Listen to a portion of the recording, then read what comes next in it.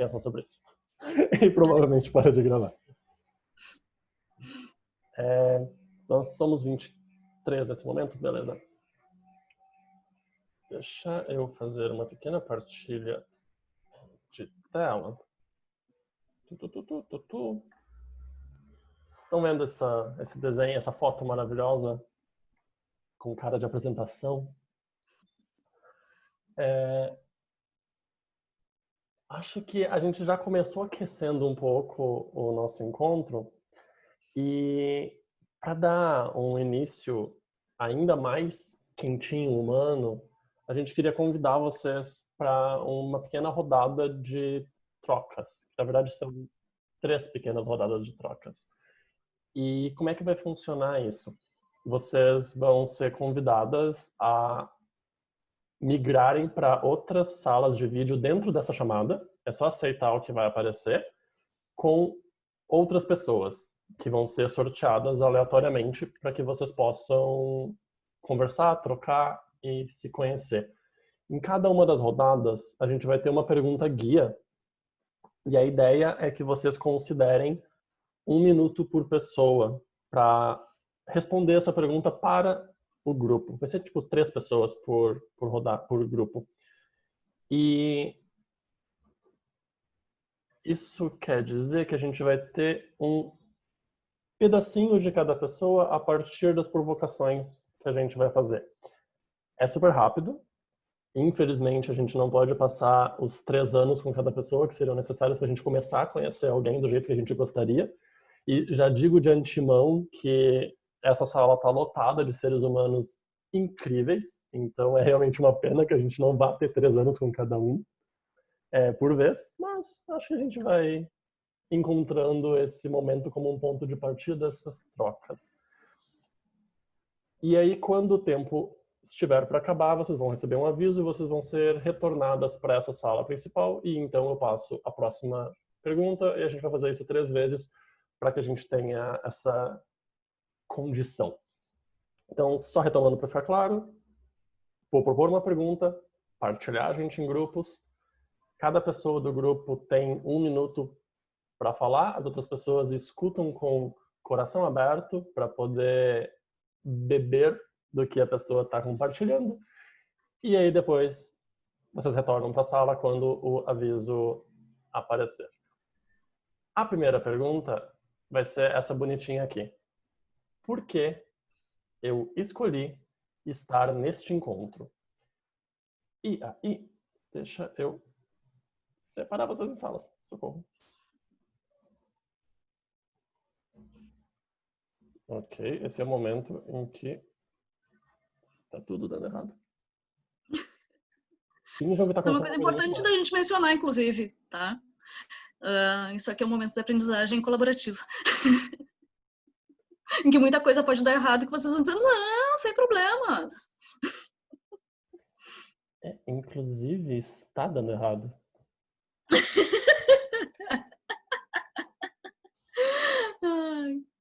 Mas, professora, a gente sempre tem plano B e C.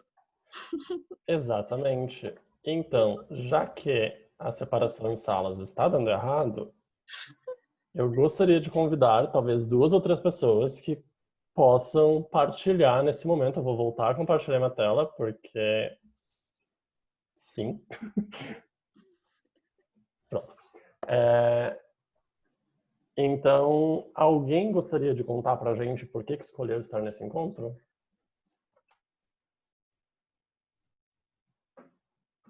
Um de cada vez. Agora acho que tu tá muda. Aqui, achei. Posso falar, então? Por favor. Primeiro, porque me chamou a atenção muito, né, do convite pelo qual eu recebi, que foi num dos vários grupos que eu tenho de escola, né, e veio por parte de uma mãe que eu tenho, né, numa dessas escolas, né, esse convite. E aí me chamou a atenção a imagem, né, e o título, e depois eu fui curiosamente, né, me interessei e fui fazer inscrição. E aí eu encontro, né, a Ju e outras pessoas, né, que tanto tempo que a gente não vê, a Meline, enfim.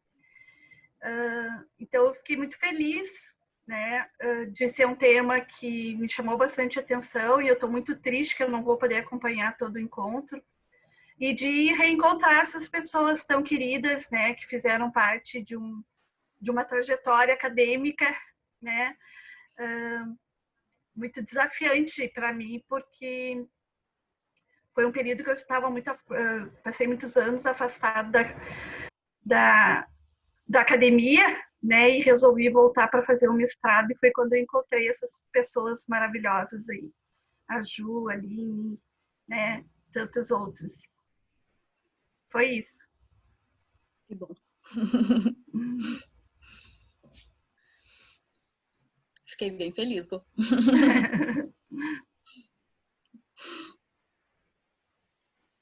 Mais alguém?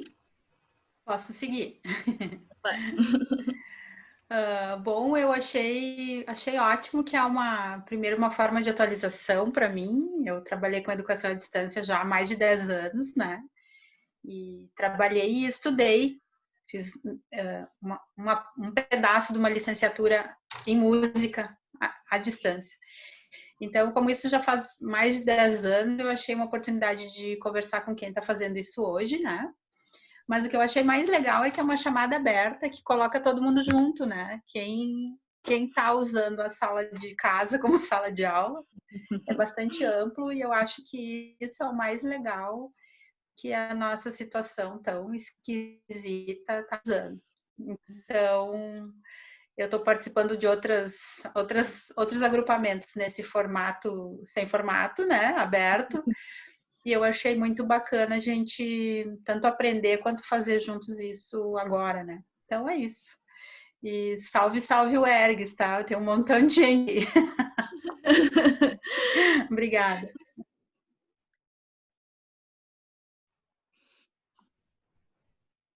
Outra questão ou outra pessoa? Acho que a gente pode ouvir mais uma pessoa ainda sobre por que escolheram estar aqui. Mais alguém? Vai lá, Mariane. Eu nunca fiz nunca tive uma formação em EAD, nunca fui professora EAD, e estou aqui pelo convite de estar neste momento aprendendo e fazendo, e compartilhando com os meus colegas e com os nossos alunos, que também estão nos ensinando, assim como a gente está aprendendo, eles também estão aprendendo a serem alunos, a gente a ser professora nesse modo agora.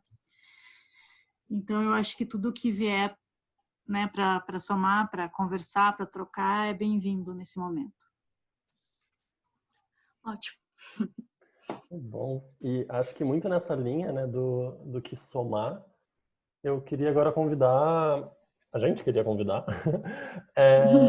outras vozes a partilharem o seguinte, uma experiência positiva que tive, ou que teve, com educação à distância nos últimos 4 meses. Uma experiência positiva que teve com a educação à distância nos últimos 4 meses. Alguém tem algo para partilhar?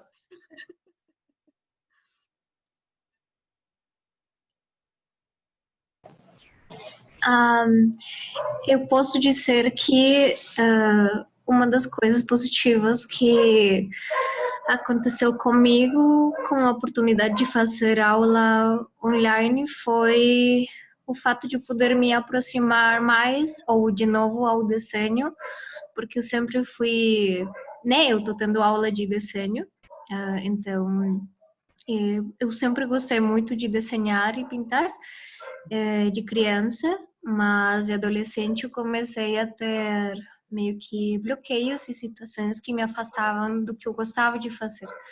Então eu tinha muito medo e receio de fazer aquilo que eu gostava.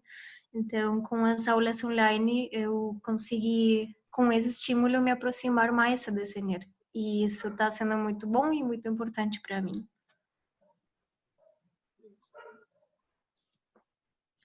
Bom. Legal. nos interessa bastante, na verdade, pensar nas possibilidades desse momento. Na verdade, pensar nesse momento como um momento rico em possibilidades de invenção, já que tem sido uma palavra super da moda. Talvez pareça otimista demais da minha parte, mas eu tenho achado, e isso foi uma das coisas que motivou muito a realização desse encontro, dessa proposta com o Thales, pensar que esse é um momento muito potente e que, apesar de ser um momento assustador, ele nos parece um momento também para a gente poder dar uma reviravolta em algumas coisas que parece que já tinha a sensação de que precisavam dessa reviravolta há algum tempo. Por isso a gente também deu essa ênfase, sabe, no que tem acontecido de positivo durante esse período. Mas alguém quer responder a questão? Sim. Bom, boa noite, eu sou Renata, eu sou professora do Colégio de Aplicação João de Três da Universidade Federal de Juiz de Fora. Eu acho exatamente isso, que a gente fica preso a uma metodologia que a gente já está acostumado e agora, nesse momento, a gente está se vendo na função de ter que criar outras formas, né, de estar em sala de aula.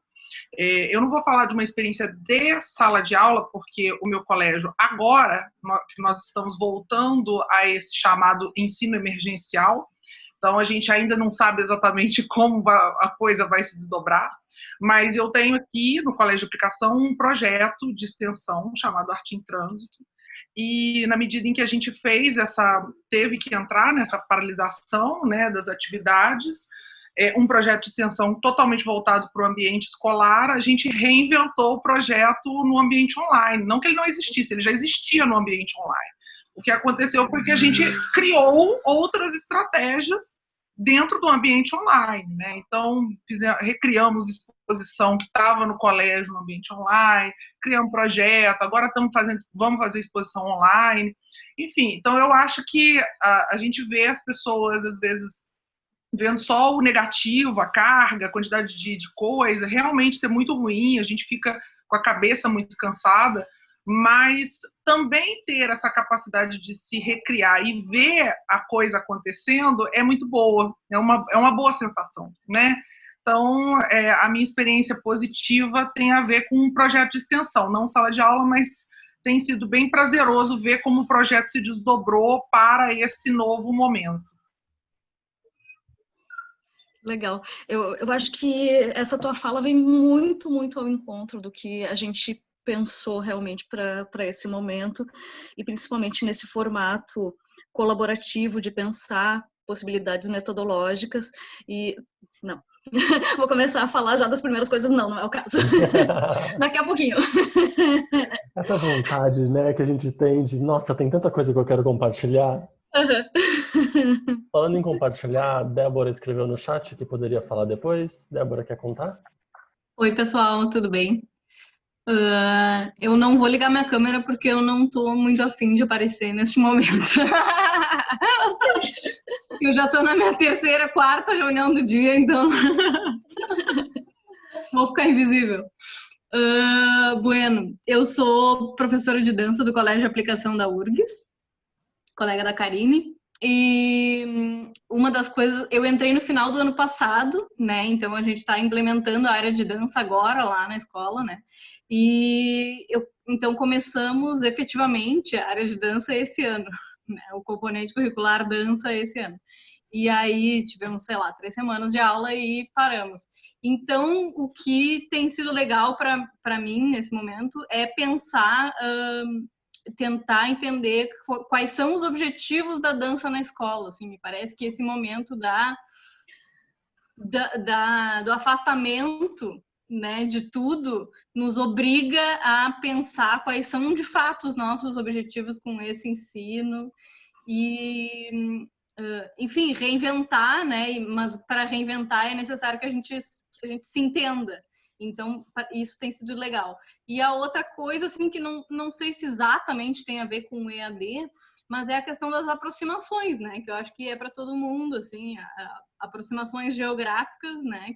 Que antes eram mais difíceis, e nesse momento, por exemplo, é possível a gente fazer aula de dança com gente da Inglaterra, com grupos, né, super consolidados. Pelo menos o ensino não formal de dança é um espaço que seguiu, né, as aulas em aulas online desde da primeira semana, né, de isolamento.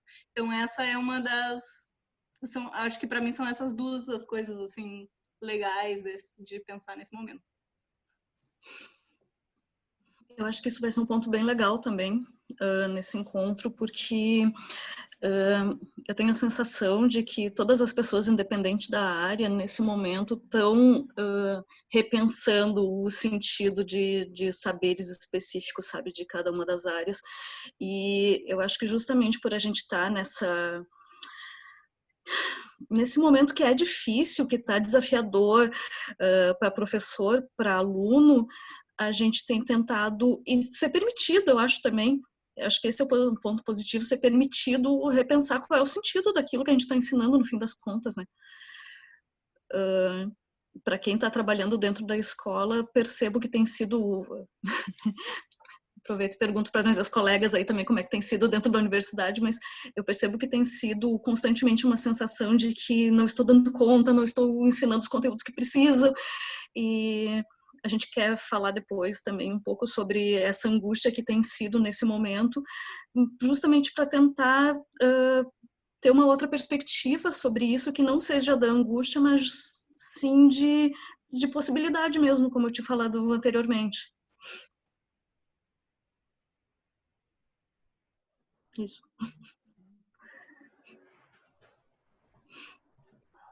Mais alguém quer partilhar uma última experiência positiva com a educação à distância atualmente, nos últimos 4 meses? Vivian, levantou a mão, o Liu também. Acho que vamos com a Vivian. Depois, Liu, a gente tem oportunidades. Eu ia fazer um paro ímpar, bastante. Então, uma coisa que eu acho muito curiosa, assim, é que, como eu não estava acostumada a esse universo, estava acostumada com o universo da gente estar no presencial, e quando a gente conversava sobre essa questão do online, normalmente falava, não, eu não tenho uma máquina aqui na minha frente, eu não vou conseguir me conectar, vai ficar esquisito. Cara, totalmente o contrário. Não sei que é porque eu tenho formação em artes cênicas, então eu vou brincando com a câmera, vou fazendo uns joguinhos, e aí eu vejo aquela cara daquela pessoa assim na minha cara, e eu tô percebendo muita conexão através da internet, quando o Wi-Fi não desconecta e atrapalha a conexão, mas, cara, eu consigo, assim, me sentir mais conectada por conta disso, e para além de que, assim, como eu tô num contexto agora, que eu sou mentora de língua inglesa, e aí, existem mulheres que têm aula comigo que elas são mães. Então, aí entra o bebê, amamenta. E aí, não, agora eu preciso ir, que eu vou dar banho. E, sei lá, várias coisas acontecem ao mesmo tempo e me dá uma sensação de que está mais pulsante, sabe? Mais vida. Porque talvez na sala de aula, talvez eu fique com uma coisa de expectativa, de planejamento. Aqui, querido, é improviso da veia. E eu tô adorando isso, sabe? Porque eu tenho essa coisa da vivência do teatro, né? Que é tipo, você se vira e vai improvisando. Então, essa coisa tá me trazendo mais vida, mais, sei lá, uma sensação mais de que é mais real, não sei. E aí, só que é virtual, então, sei, mas tô curtindo isso. Era isso que eu tinha pra trazer. E tu sabe uma coisa que é engraçada com isso, Vivian? Porque a gente fala do problema de conexão, Wi-Fi, não sei o quê, mas no presencial é a mesma coisa? Tipo, tem a conexão também que às vezes desaparece, que desconecta e uma pessoa... seja quem está na posição de estudante, seja a gente, vai para um outro lugar que não é mais ali aquele momento presente. E aí faz o quê? E a gente nem tem a desculpa do Wi-Fi quando está no presencial. Exatamente. Tem até um meme, né? Quando o aluno está ausente, está só de corpo ali. Agora, no virtual, é lá, a câmera desligada, microfone desligado, e a criatura só entrou para marcar presença e voltou a dormir, sei lá o que fazer. É bem assim. As similaridades que a gente traça entre esses universos que a gente, talvez, em princípio, considerou tão distantes, tão diferentes, é uma coisa que eu tenho achado muito curioso assim, de observar, porque de traçar justamente essas linhas. Nossa, isso aqui, funciona assim, mas ok, é a mesma coisa, sabe? Tem esse grau de similaridade. E uma coisa assim que eu percebo que a Ju estava colocando ali antes é tu fazer toda uma reconfiguração, né? Porque esse meio que foi nos imposto, né? Porque numa das escolas a gente já tinha essa plataforma, mas era muito pouco usada, né? Porque tu tinha a primeira opção, né? E ela era a segunda opção. E aí, quando ela se torna a única opção, daí tu tem que correr da conta. Então, é aquele caderninho de tutorial, porque cada escola tem uma plataforma, tem o aplicativo para as lives. Então, assim, eu dei conta de 6, né? 3 plataformas, 6 aplicativos diferentes. Enfim, mas isso serviu também para a gente revisitar muita coisa que a Ju estava comentando ali, né, das metodologias e coisas que tu não te arriscava a fazer, até assim, porque eu trabalho com arte, né, de tu ter que reconfigurar a tua proposta, né, porque logo ali no início não tinha como tu pedir uma produção por causa do material, que estava tudo fechado, e daí tu tinha que repensar aquela proposta, né, num outro formato. E o quanto as pessoas também, né, aqueles alunos, que acontece o contrário, né, aqueles que são muito ativos no presencial, né, no virtual, meio que se ausentaram. Aqueles, os contrários, né, os que estavam tímidos no presencial, no virtual começaram a se mostrar, se revelar, mostrar suas... E aqueles que já tinham, né, um fio condutor ligado para a tecnologia, então foi o momento deles, né. Então, são muitas... ocorreram muitas mudanças, assim, e a gente tendo que repensar. E eu, particularmente, assim, uma das coisas que mais me mexeu foi essa questão de se colocar no lugar do aluno, né? Porque num primeiro momento tu teve que montar aulas em plataformas, mas no formato que tu estava no presencial, e demorou, pelo menos para mim, assim, me dar conta que eu não estava com aquele aluno ali para tirar a dúvida daquilo que eu coloquei na plataforma. E aí, aos poucos, né, porque também foi tudo muito mecânico, muito rápido, e era para ontem, e tinha que, né, dar conta de todo um conhecimento que a gente não tinha. E aí, aos pouquinhos, a gente foi, né, eu, o grupo, enfim, e aí a gente foi mudando, né, toda aquela postagem, já se colocando do outro lado, aquilo que tu estava colocando, tu tinha que já colocar de uma forma... pensando num diálogo, mesmo que o aluno não estivesse ali, né? Mas já pensando que dúvida, que pergunta viria daquilo que tu estava postando ali. Então, um processo bem difícil, né? Muito difícil, assim. Mas são processos que eu acho que, como a Ju colocou ali, né? Também eram processos que estavam, né? Adormecidos e que precisavam ser repensados. Mas como tudo na vida, é tudo a gente vai empurrando com a barriga, né? Vai indo, enquanto está dando certo, vai indo. E aí precisa acontecer, como tudo na vida, um desastre, uma catástrofe para te dar conta e mudar, né? E eu acho que isso tem várias questões implicadas aí, né, gente? Os relacionamentos, as cobranças, avaliações, né? Formatos de avaliações também estão assim borbulhando, né? A gente experienciou, agora já está mudando para um outro formato, enfim, são várias questões aí, né, que estão sendo repensadas e adequadas, não sei se seria bem essa palavra, né, para esse novo contexto.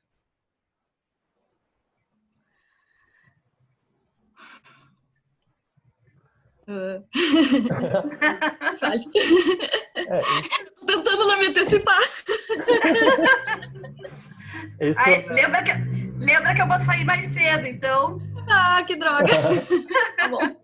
Isso é uma das coisas que realmente levou a gente, a Ju e eu, a pensarmos nesse encontro, né? Porque é um momento muito potente, como a gente estava falando, no sentido de que qualquer crise ela vai nos obrigar, da posição em que a gente estiver, a reavaliar como é que a gente está vivendo as experiências. E isso claramente vai ser diferente dependendo da posição que a gente ocupa nesse mundo. Acho que é sempre importante a gente ter isso em mente. E uma das coisas que nos chamou muito a atenção é que essa transição para o online, para o digital, para a distância, né, é totalmente despreparada em vários sentidos, institucionalmente. A gente, muitas vezes, não saía do presencial. Às vezes a gente teve o privilégio de sim, mas com frequência não. E calhou de, na nossa trajetória, a Ju e eu, a gente ter alguma experiência com essa vivência do online. E tanto é que a gente se conheceu em 2011. E desde que a gente se conheceu, a gente atuou em paralelo lá na Universidade Federal de Goiás, na educação à distância. Eu fazendo meu mestrado, a Ju fazendo o doutorado dela. E aí, desde então, a gente... Eu posso dizer... Falar de mim, acho que depois a Ju fala dela, porque, né? E desde esses primeiros encontros com a educação à distância, uma coisa que ficou sempre muito forte para mim era o como acontece a conexão com as pessoas, independentemente de onde que a gente está. Que é um pouco daquela piada que eu estava fazendo, né, da conexão do presencial, que não é Wi-Fi, mas é o engajamento, é o interesse, é o estar junto. E nesses últimos 9 anos, eu tenho brincado com a educação à distância em vários formatos distintos. Tanto na universidade, especificamente na época lá de Goiânia, durante o mestrado e um pouco depois, quanto com projetos pessoais que são direcionados. Então, eu tenho um projeto de treinamento de escritores. E esse projeto, ele é presencial, principalmente, e por conta do início da quarentena, ele também foi migrado pro online, embora ele tenha vários outros braços que são, desde sempre, online. Então, as questões que a gente está tendo que pensar, e que muita gente está tendo que pensar pela primeira vez agora, ou está tendo a oportunidade de repensar agora, são pontos que, nessa trajetória de ir planejando maneiras de estar junto com as pessoas à distância, já foram aparecendo. E aí isso tem um pouco do porquê que nasceu esse convite desse encontro. Ju, tu quer contar um pouco de por onde tu passou? Sim, não apenas por onde eu passei, mas também contar que me provocou muito, sabe, as conversas que eu tive nos últimos tempos com colegas, com amigos que são da área da educação e que me fizeram perceber, sabe, essa angústia de estar vivendo esse momento e de se sentir sem chão e me falando sobre determinadas coisas assim que diziam respeito a essa educação à distância e eu pensava, nossa, eu dei aula, né, no ensino à distância e algumas coisas me pareciam assim muito claras, mas talvez justamente por ter vivenciado esse processo. Com isso eu já antecipo um pouco para vocês que talvez assim o que a gente tenha preparado não seja uma novidade, mas seja muito mais uma questão de enxergar por uma outra perspectiva uma coisa que já existe e principalmente retomar as coisas que a gente já sabe, que eu acho que talvez nesse momento maior o que não esteja acontecendo seja pensar em tudo que nós já sabemos como professores, né, gente, porque não é pouca coisa e quando a gente fala em educação à distância, parece uma coisa assim de, meu Deus, eu tenho que saber de todos os recursos para trabalhar, mas, na verdade, eu não estou sendo cobrada a utilizar necessariamente todos os recursos, tampouco a mergulhar em recursos tão assustadores assim. mas sim experimentar isso em conexão com aquilo que eu sei da minha área. Não sei se eu fugi do tema da proposta, mas me veio isso a partir do que tu estava falando. Sim, eu tenho experiência com EAD. Eu já fui tutora de polo, já fui professora formadora, o que mais que eu fiz? Tutora à distância, conteudista, professora do curso, orientadora de TCC na educação à distância também. Não sei o que eu não fui na EAD. E no presencial também, né? Que a senhora tem uma sim, no presencial também tudo isso.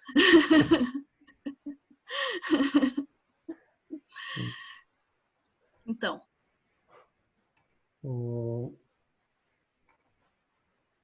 Vou começar então a apresentar um pouco do metaprocesso, para que a gente possa... Sim. Ok. Essas pequenas conversas sussurradas entre as pessoas que estão facilitando o processo. E isso tem muito a ver com o que eu quero, com o que a gente conversou sobre partilhar com vocês nesse processo. Vocês estão vendo esse desenho maravilhoso? Então, não se preocupem em entender completamente o que esse desenho representa, senão um registro de um processo, que foi o nosso processo, da Ju e eu, de a gente construir esse encontro e o que existe para além desse encontro. Porque a gente está se encontrando, tem o quê? 2 meses que a gente está se encontrando todas as semanas para fazer esse encontro acontecer. E aí isso já é uma coisa assim, que eu acho que é super importante a gente ter clareza na vida. Porque não só as coisas não são apenas o que está aparente, existe sempre toda uma estrutura por baixo e por trás que vai dar essa base.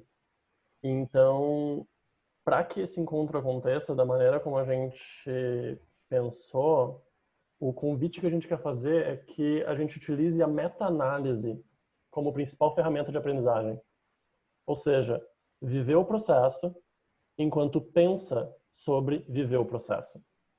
E isso já diz um pouco, inclusive, do como a gente construiu esse encontro, e o como a gente construiu esse encontro já é para pensar sobre metodologia, já é para pensar sobre construir encontros. Nem sempre a gente tem o luxo de passar 2 meses preparando um encontro. Quando eu digo nem sempre, eu estou dizendo nunca. Mas a ideia é que a gente observe e perceba, né, esse processo, tudo que compõe esse processo. E aí, de início, eu queria partilhar com vocês algumas das coisas que já aconteceram. Não só em termos desses primeiros 40 minutos de chamada, mas também o que aconteceu antes da gente chegar aqui. Só antes de fazer isso, eu quero convidar vocês a... Agora, uma coisa que vai funcionar... a nos acompanharem nesse processo de meta-análise. Então, eu coloquei aqui no chat um link e eu vou mostrar para vocês agora como é que esse link funciona e o que eu estou convidando vocês a fazerem. Esse link, ele é uma página maravilhosa que funciona tão bem no celular quanto no computador. E ele vai ter essa tela branca. Qualquer lugar que vocês clicarem com o mouse ou no celular apertarem com o dedinho, vai criar um balão onde vocês podem escrever. Lá, lá, lá, lá. E aí, quando alguém terminar de escrever, o balão aparece para todo mundo. Essa é uma ferramenta maravilhosa. Depois eu passo o link para vocês no Telegram, se vocês quiserem. E o convite é que durante o encontro, daqui até o final dele, vocês venham para cá, de tempos em tempos, sempre que aparecer uma ideia, sempre que vocês perceberem alguma coisa, sempre que vocês tiverem um questionamento, porque dessa forma, o que vocês estiverem experimentando de reflexão nesse processo e de ideia, de percepção e de questionamento, não vai ser só de vocês, mas vai estar registrado para que o grupo inteiro possa olhar para isso enquanto as pessoas estão escrevendo e planejando, e não só a gente eventualmente consegue inclusive retomar esses pontos, se não durante o encontro, para conversas futuras, e enfim. Então, fica esse convite para que vocês registrem as observações nesse link que eu passei, que dessa forma é mais uma maneira da gente continuar juntos nesse processo de partilha e de construção do conhecimento e descoberta até do conhecimento, né? Porque descoberta, criação, cocriação do conhecimento. E isso tem a ver com os recursos que a gente consegue utilizar. Então, agora há pouco eu falei que a gente ia se separar em salas, isso não foi possível. Por que isso não foi possível? Por uma questão de ajuste da tecnologia. Eu tinha habilitado uma ferramenta do Zoom e essa ferramenta, eu não sabia quando eu fiz isso, bloqueava a opção de separar as pessoas em salas. E tão acostumado estava a sempre poder separar as salas sem problema nenhum, que eu não me passou pela cabeça testar também o habitual. E às vezes o habitual nos dá essas trapaças. Então tem um pouco de olhar para o recurso em termos de que tecnologias a gente está usando, mas também tem a ver com pensar não só recurso, mas também intenção das pessoas que estão envolvidas no processo. Então, que recursos a Ju e a gente tinha para preparar e conduzir esse processo? A gente tem as nossas bagagens, mas e o tempo? A gente consegue se reunir para lançar um encontro desses na semana seguinte? A gente não conseguiu. Então, a gente foi construindo isso ao longo dos meses, porque foi o que a gente tinha disponível e possibilitado para trabalhar. E isso é importante. Porque às vezes a gente se coloca num nível de cobrança com relação ao que está acontecendo e com relação ao que a gente quer entregar para as pessoas, que a gente não dá conta porque a gente não tem recurso para isso. Recurso de tempo, recurso de energia, recurso às vezes até de conhecimento. Porque tem coisas que a gente precisa aprender para poder ajudar as pessoas a aprenderem. Então, esse processo vale a pena a gente olhar para os recursos que estavam disponíveis. Uma outra coisa que também é legal é pensar nos recursos e na intenção das pessoas participantes. Porque existe uma diferença gigantesca entre vocês que estão aqui porque escolheram estar aqui e estudantes de uma escola que são obrigados a estar na aula de vocês. E isso já mobiliza maneiras de se engajar com estar junto que são completamente distintas. E que geram reações distintas, e que geram expectativas distintas. Ainda sobre as pessoas participantes, a gente tem gente com mais experiência, gente com menos experiência na educação à distância, na educação formal, em diferentes modelos de educação. Isso gera expectativas e relações distintas entre as pessoas que estão aqui. É improvável que a maior parte de vocês coloquem a Ju e eu num pedestal, como talvez acontece automagicamente quando a gente entra numa sala de aula e olha para o professor e pensa, uou, é a pessoa que sabe. Esse lugar tradicional, né, do conhecimento. E ainda nos recursos e intenções, vale a pena a gente observar o nosso próprio nível de engajamento. Enquanto pessoas que estamos lecionando, facilitando, enquanto pessoas que estamos participando dos processos. Porque tem muita coisa acontecendo o tempo inteiro. E ainda mais à distância, né? Porque cada um de nós está num ambiente físico diferente e em múltiplos ambientes digitais. Sejam eles compartilhados ou não.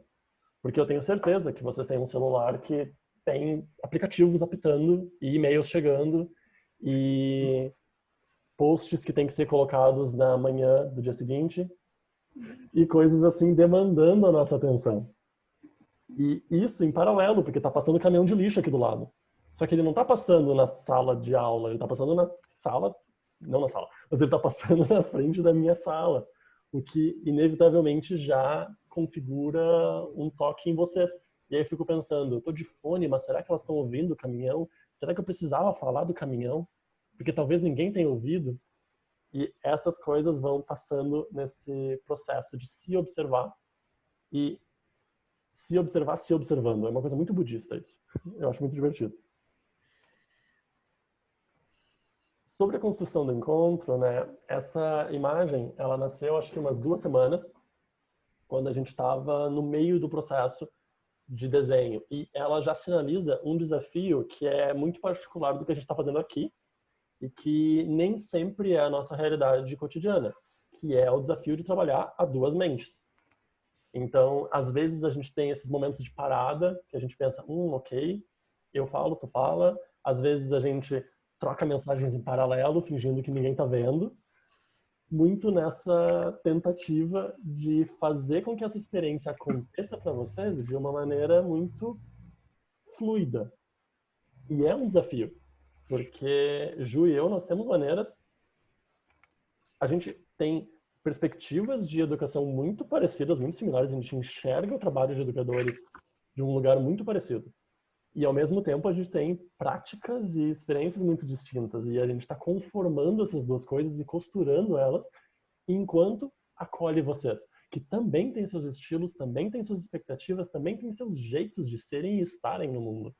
E esses jeitos, eles vão influenciar o que acontece. Se a gente tivesse 20 pessoas aqui com câmera desligada, microfone desligado, que não respondessem ao chat, seria uma outra dinâmica. Muito triste, inclusive. Não façam isso com a gente. E outro ponto que a gente pensa e está atento no que acontece desse desenho de encontro. Esse encontro, ele é fruto de um processo irregular. Que processo irregular é esse? Há uns 2 ou 3 meses, a gente fez uma pesquisa usando o Google Forms, de onde a gente tirou a base para pensar o conteúdo que a gente trabalharia aqui e nas propostas seguintes. E aí, depois dessa pesquisa, a gente começou a divulgar esse encontro. E aí, da divulgação, a gente criou o grupo do Telegram, que tem uma intenção, e eu vou comentar sobre ela logo mais. E do grupo do Telegram, a gente tem o encontro do Zoom. E tem pessoas entrando em diferentes pontos desse caminho, desse processo. Ou seja, não é uma grande jornada. Cada pessoa que está aqui está tendo um contato com a gente em um momento distinto. E isso interfere na experiência de aprendizagem, no engajamento, em como a gente se coloca juntos. E isso também significa que o que vocês colocarem naquele mural que eu mostrei e convidei vocês a utilizarem, também é mais um ponto de contato. E talvez daqui a pouco alguém vai ter contato só com o mural. Ou talvez daqui a pouco alguém vai ter contato só com a gravação desse encontro. E refletir sobre isso, muito mais do que tentar controlar isso, é um pouco do nosso papel enquanto pessoas que pensam em educação e que elaboram metodologias e se adequam nesse processo de tentar ajudar pessoas a aprenderem, que é o nosso grande desafio e, acredito eu, nossa grande paixão. Isso também sinaliza que, no nosso caso, a gente não tem um grupo formado. Ele já existe, mas ele existe de uma maneira ainda muito etérea. Quando um grupo já existe, digamos numa escola, já se aplicam acordos e tradições daquele grupo, então elas se instituem mais facilmente. Se eu chego na sala de aula, eu já sei que a pessoa que senta na mesa maior, que fica no alto do tablado, é a pessoa que, por direito divino, pode falar mais que as outras. Não é a mesma coisa quando um grupo ainda não existe. Quando um grupo já existe, a gente pode fazer leituras mais direcionadas sobre quem são as pessoas e, inclusive, utilizar isso como recurso para o planejamento. Uma conversa contínua da Ju e eu, nesse processo de construção desse encontro, foi: tá, mas e se isso que a gente está trazendo for muito básico? Tá, mas e se isso que a gente está trazendo for muito complexo? Tá, mas e se as pessoas tiverem experiência de sala de aula? Tá, mas se elas não tiverem? Porque a gente escolheu essa abertura de acolher quem viesse. E isso é, ao mesmo tempo, super legal e super potente, quanto super desafiador, porque cada ser humano é um universo. E dentro desse universo, como é que a gente vai saber onde essas pessoas estão? Em termos de experiências de vida, de expectativas, etc. Então, observar isso, observar a configuração do grupo também é essencial no nosso processo. 2 últimos pontos para essa meta-pensamento. Aliás, deixa eu partilhar um meta-pensamento. Eu estou aqui pensando, nossa, eu estou falando demais, as pessoas devem estar odiando, tá uma droga, socorro, daqui a pouco vai todo mundo sair. Essa é uma das coisas que acontecem numa conversa interna aqui dentro enquanto eu estou conversando com vocês. E já Acontece com a gente dentro de uma sala de aula. Exato. E eu já quero compartilhar isso dessa maneira tão aberta, que eu faço da minha prática o hábito de compartilhar o que eu estou sentindo e pensando com as pessoas com as quais eu estou interagindo, porque eu quero que as pessoas entendam o que eu estou vivendo. E nesse momento tá rolando essa sensação que ela é minha, assim, ela me acompanha desde que eu existo enquanto ser humano. E observar isso também é importante.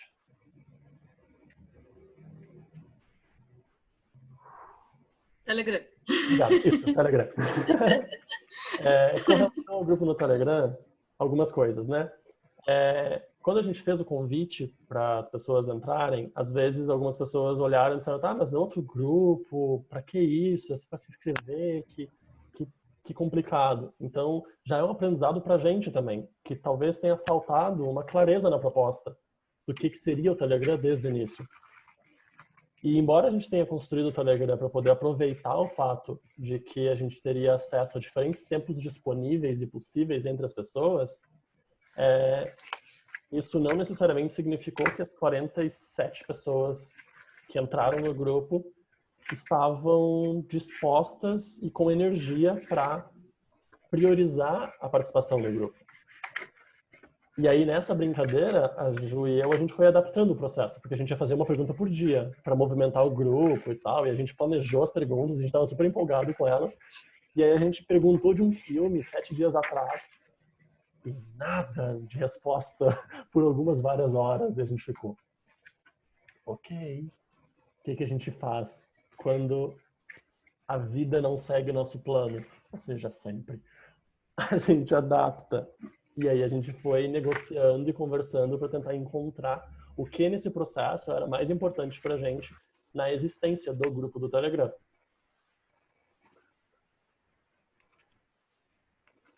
E aí a gente tinha a intenção de colocar vocês para conversarem individualmente em vez de todo o grupo. Qual era a intenção por trás disso? Em primeiro lugar, movimentar vocês, para que vocês pudessem estar juntos e se conhecerem um pouquinho. Em segundo lugar, aproveitar o tempo. Porque se a gente consegue separar em pequenos grupos, a gente teria muito mais conversa por minuto do que a gente conseguiu ter com todo mundo junto.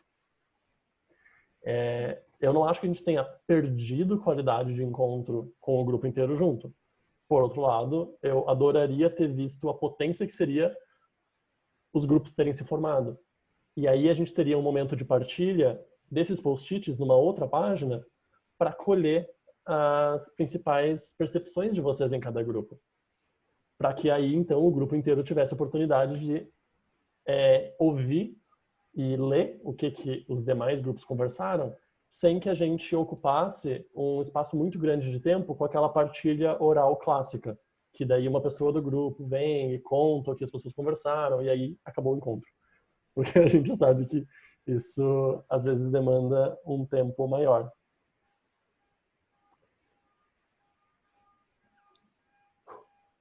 E acho que era isso. Acho que é isso. Cortei o detalhe, só isso. Basicamente. Eu podia mandar uma mensagem para ele agora, mas eu cortei ele. Não façam isso se vocês não conhecem a pessoa há pelo menos 9 anos. Eu estava te ouvindo agora, Thalys, e pensando que como a gente trabalhou na EAD junto, no EAD, foi interessante porque a gente ouvia com muita frequência uma professora nossa dizendo: mas, gente, isso também acontece no presencial. Se parar para pensar, tudo que a gente está fazendo aqui, a gente está fazendo à distância. E a gente está falando de coisas que acontecem o tempo inteiro no presencial.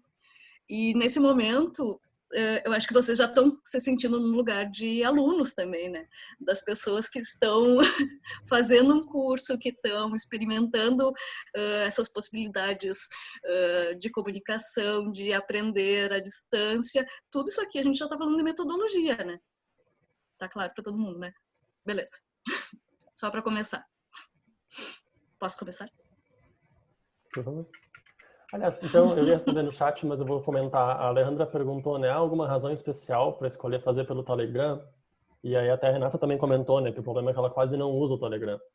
A gente fez essa escolha muito na ideia de ter um outro aplicativo que seja focado nessa troca. E embora a gente perca porque ele não é cotidiano, então ele não está sempre na nossa mão, a gente ganha porque ele não é cotidiano e não está sempre na nossa mão. Ou seja, a gente não ia correr o risco de receber 200 mensagens de vocês às 3 da manhã. Que é um pouco do que a gente está convidando também a pensar, né? Quais são os espaços e canais que a gente abre com as pessoas que estão na nossa vida para quais configurações. Porque se o WhatsApp é o aplicativo que a gente usa para comunicar com estudantes, professores, coordenadores, família, amigos, etc., quando que as coisas se separam? Então a gente fez a opção pelo Telegram, não só por ele ser um aplicativo melhor do que o WhatsApp, mas porque ele é tão menos usado em geral, no Brasil pelo menos, que a gente teria a oportunidade de ter um espaço dedicado. E aí as pessoas sabem que quando tem uma mensagem no Telegram, é disso que eu escolhi participar, é disso que eu escolhi vivenciar. E não, meu Deus, mais uma mensagem dentro das 300 que eu não respondi ainda no WhatsApp, o que eu faço? E aí a conversa vira uma obrigação. Ok, até cortou o áudio. Então tá. Thales e Ju, eu vou ter que sair, meus amores. Que pena. Só para matar minha curiosidade, então, assim, desse processo, continua? Como que vai ser? Como é que eu fico sabendo o que vai vir? Pelo Telegram? A gente compartilha. Aguarde os próximos capítulos, é isso? Sim. É mais ou menos isso? Mais ou menos isso. Tá.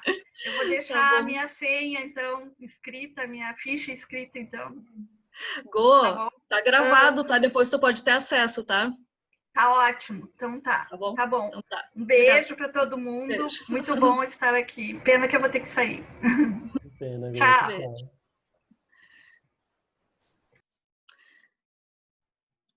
Vamos lá.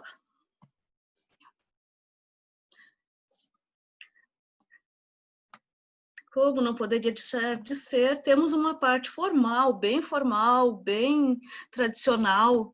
Não é para ser tão tradicional assim. Gente, antes de começar isso aqui, por favor, me interrompam quando quiserem, tá? Vamos discutir, até porque a proposta é para ser uma construção colaborativa, tá? Não vamos esquecer disso. Passamos dessa primeira parte.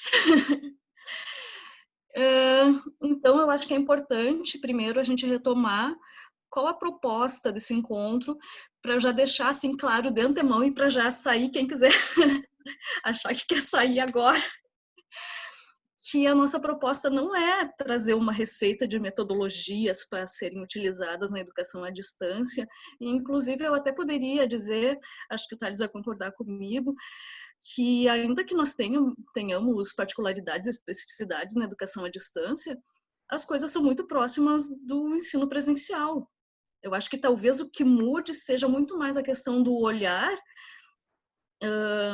e de pensar os meios que nós temos disponíveis e de repensar o que a gente entende por ensino, o que a gente entende por aprendizagem, como que a gente entende o processo de avaliação, para então pensar como que a gente pode trabalhar com o ensino à distância. No mais, eu acho que se assemelha muito ao que nós temos no ensino presencial. Se o Thales discorda de mim, por favor, que fale.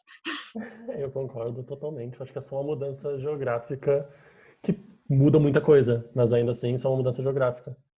Um exemplo que eu dei sobre isso para um outro grupo de pessoas é que a gente já pensaria diferente o nosso processo de ensino-aprendizagem numa sala de aula tradicional ou se a gente estivesse caminhando num parque ou numa rua.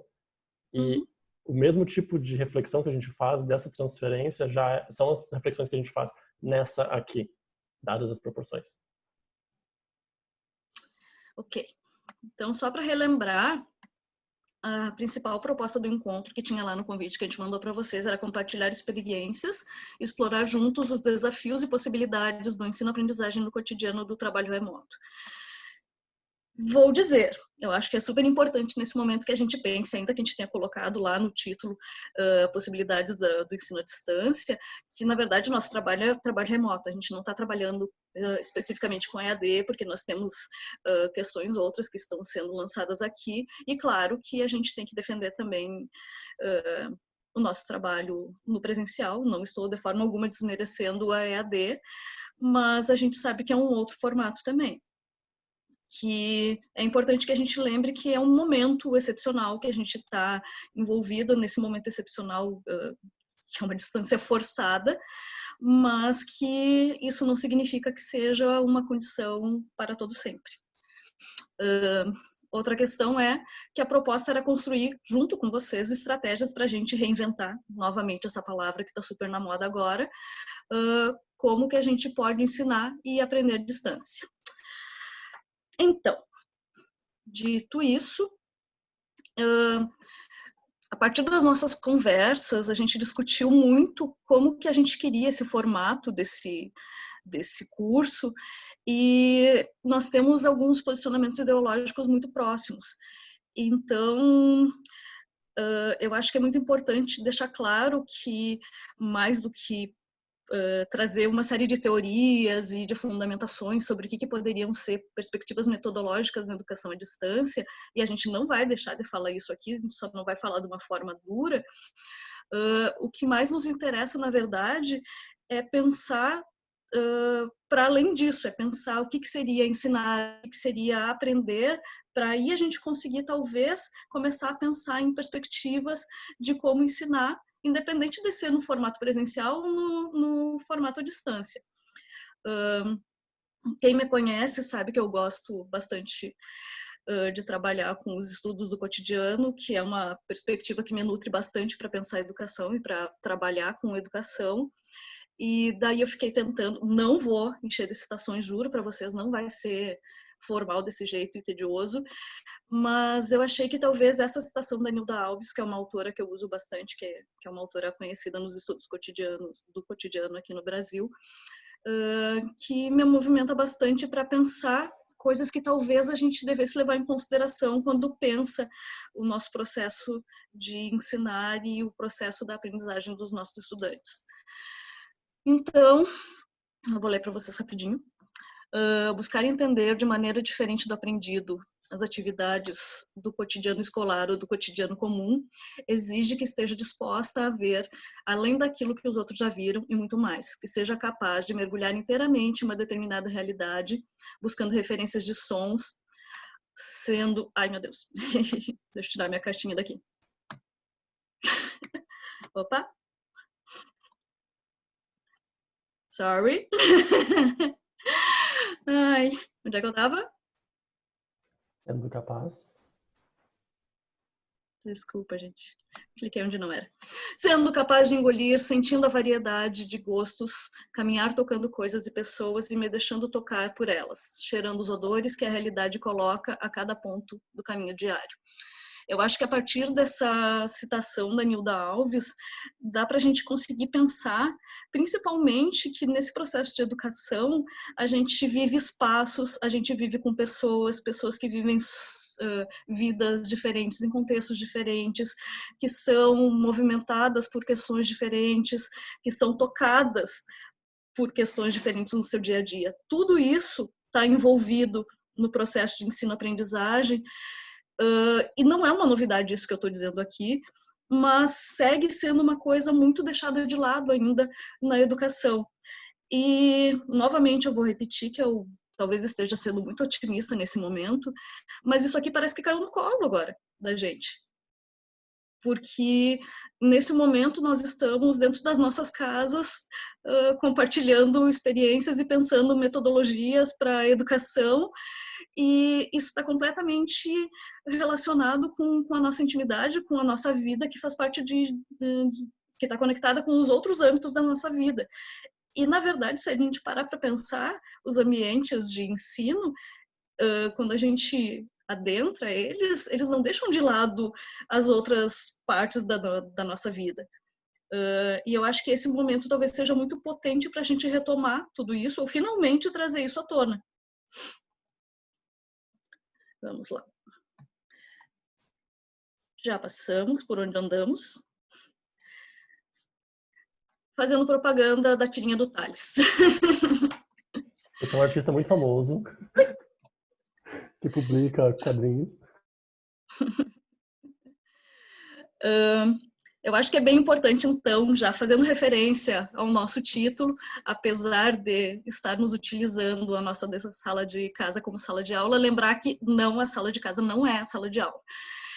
E que para a gente conseguir ter energia para passar por esse momento excepcional que estamos vivendo, por essa sensação de angústia que foi muito relatada nas respostas que nós recebemos nos questionários, é muito importante que a gente consiga estabelecer algumas coisas básicas como rotinas, horários e comportamentos simples que dividem a nossa vida pessoal, a nossa vida de casa, a nossa rotina mais íntima do nosso momento de trabalho.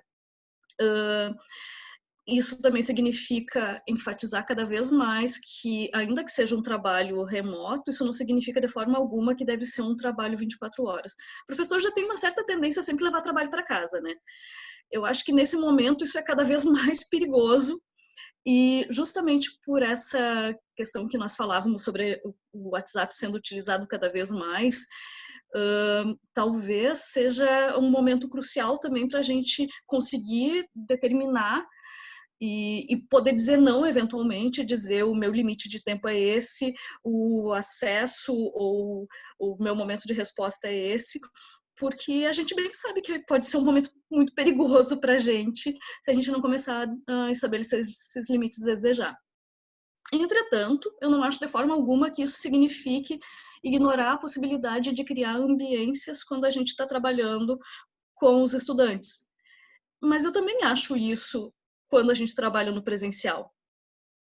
Eu acho que quando a gente pensa no modo como a gente constrói a sala de aula, seja ela presencial ou virtual, a forma com que a gente se comunica com as pessoas, a forma que a gente trata as possibilidades de trazer outros recursos, de trazer momentos de descontração, de propor conversas mais flexíveis e mais informais, tudo isso pode criar uma sensação de maior contato e diminuir essa distância entre as pessoas que, insisto, existe tanto no presencial como no ensino à distância.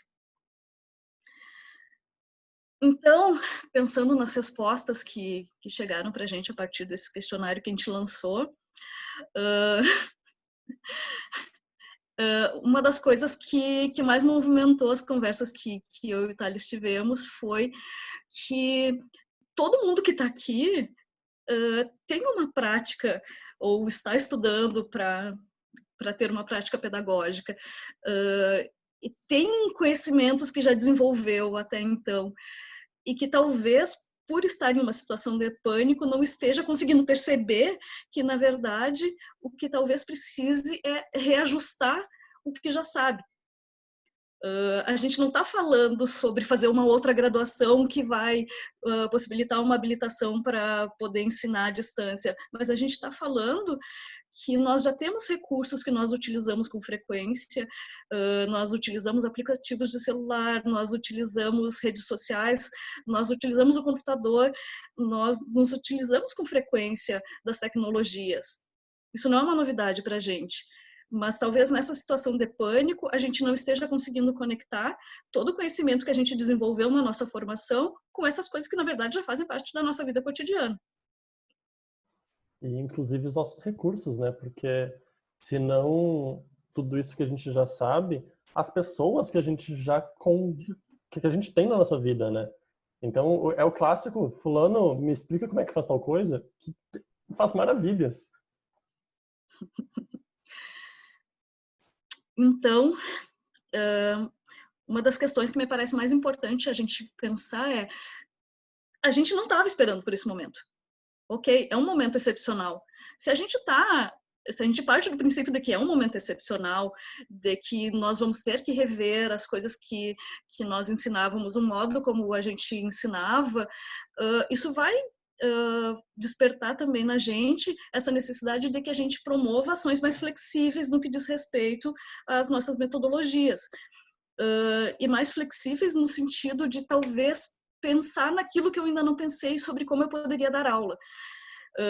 Se trata realmente de inventar, sabe, outras possibilidades de como que eu posso trabalhar desde a minha casa, como que eu posso trabalhar conversando com os meus alunos sobre o que eles utilizam como ferramentas tecnológicas comumente. E claro que nisso está envolvido também criar outras expectativas a respeito do que o meu aluno pode me trazer a partir desse meio que eu estou utilizando. Porque é evidente que todo mundo aqui está aprendendo. É um momento novo para todo mundo. Isso significa também ficar atento a como as pessoas estão reagindo aos métodos que a gente está promovendo nesse momento, pensar se de fato a gente está conseguindo despertar a atenção, se a gente está conseguindo promover uma comunicação efetiva e principalmente tentar retomar esses nossos potenciais de ensino. Vocês podem me interromper, tá? Então, partindo disso, 2 pontos foram muito importantes para mim e para o Thales, que foi repensar o que é ensinar e o que é aprender. Como a gente não sabia exatamente quem seriam as pessoas que apareceriam aqui para fazer esse encontro com a gente pensou que deveria ser uma questão bem ampla de pensar o que a gente tem concebido como ensinar, que seria, partindo das nossas áreas, dos nossos conhecimentos específicos, seria propiciar, então, esse contato com o conteúdo, desenvolver um entendimento acerca deles, promover uma apropriação desses, de modo a serem utilizados ou na vida profissional, na vida cotidiana, mas isso sem deixar de lado que ensinar necessariamente vai envolver o contato com o outro, vai envolver esse processo que diz respeito a pensar quem são os atores que estão envolvidos nesse processo, que carrega também o que acredita no que acredita esse professor, estudos específicos que essa pessoa domina. E também pensar quem é que está do outro lado. Normalmente quem está do outro lado não é uma pessoa só, são várias outras pessoas. Vocês estão me ouvindo? Deu umas pequenas falhadas, mas sim. Beleza. Deu uma pequena travadinha, percebi. Coisas que acontecem.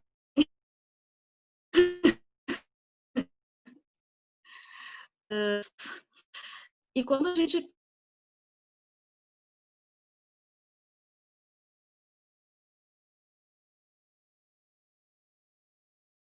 apropriado que a gente tem para dizer, que são diversas possibilidades de percepção, que são diversos interesses que estão presentes dentro de um grupo.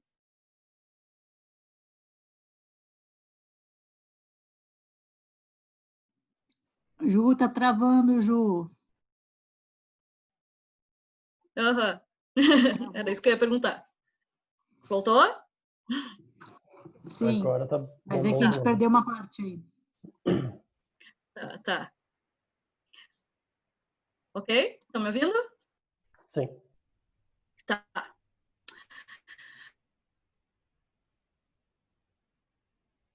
E eu acho que uma das coisas que pode favorecer, então, nesse sentido, é a gente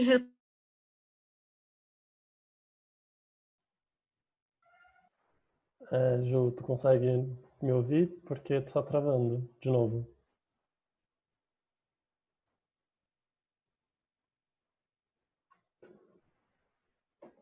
Vocês conseguem imaginar isso acontecendo numa sala de aula presencial? De repente a pessoa para, ela tá falando e nada mais acontece?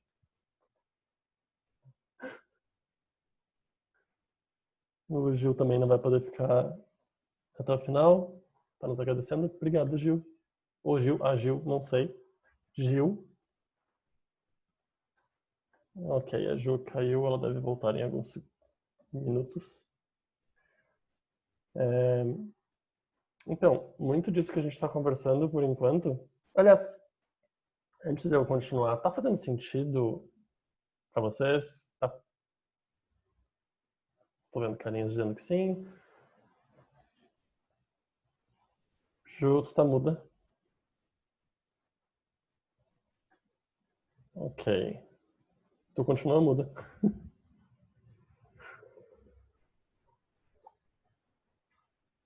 E paralisada.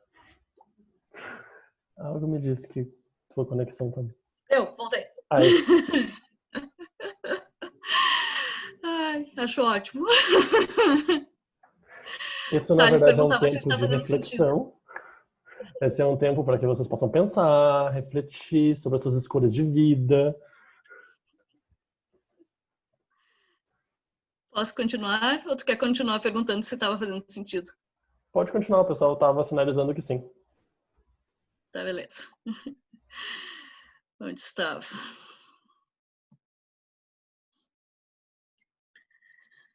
Então...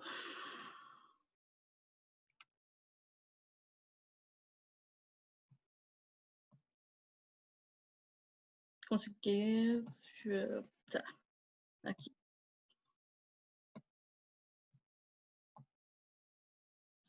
Ok?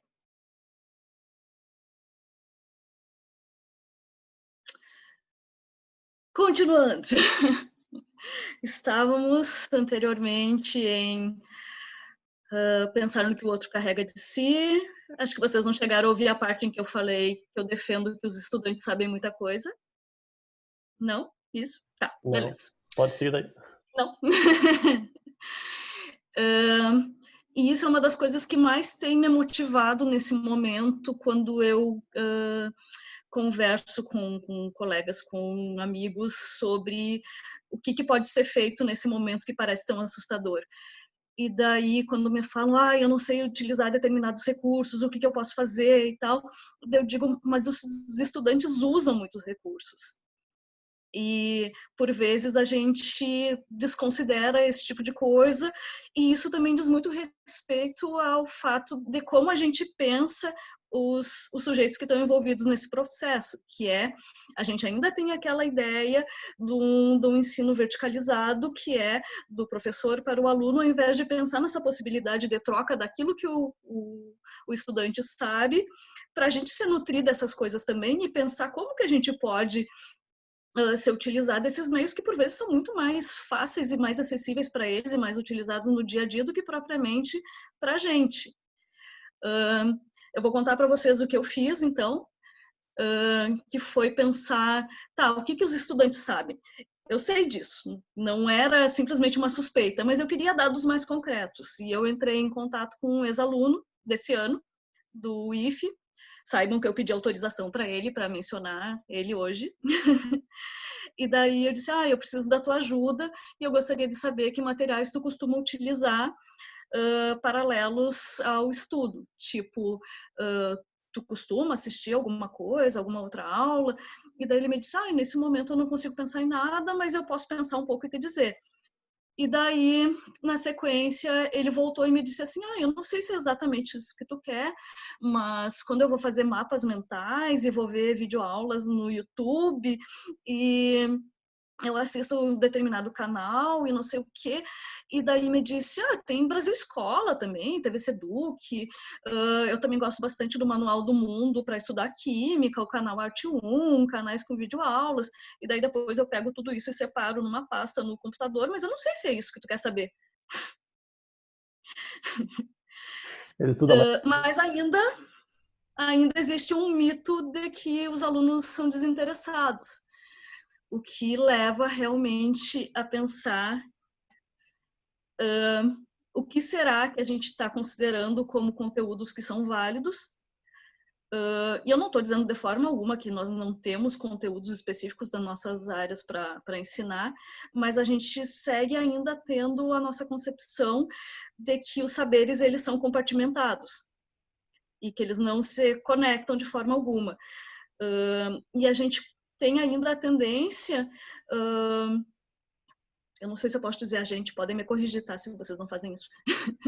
Mas muitas pessoas ainda têm a tendência de considerar determinados conteúdos como não legítimos para a aprendizagem.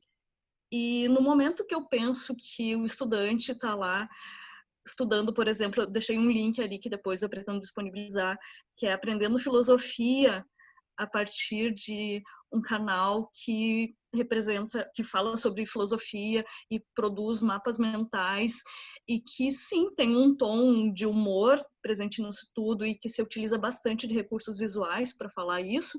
Parece que a gente desmerece o meio, porque tenho a sensação de que a educação ainda tem essa característica muito sisuda e com isso eu não alguma dizendo que a gente tem que deixar de incentivar os alunos a lerem, a escreverem, a consultar fontes tradicionais. Quero perguntar por que a gente não pode incorporar esses que estão sendo utilizados cada vez mais pelos estudantes. E mais ainda, por que a gente não pode aprender a utilizar junto com eles para se nutrir daquilo que é significativo para eles e que poderia, assim, talvez produzir um conhecimento que fosse mais interessante, mais significativo, e acho que seria bom para todo mundo.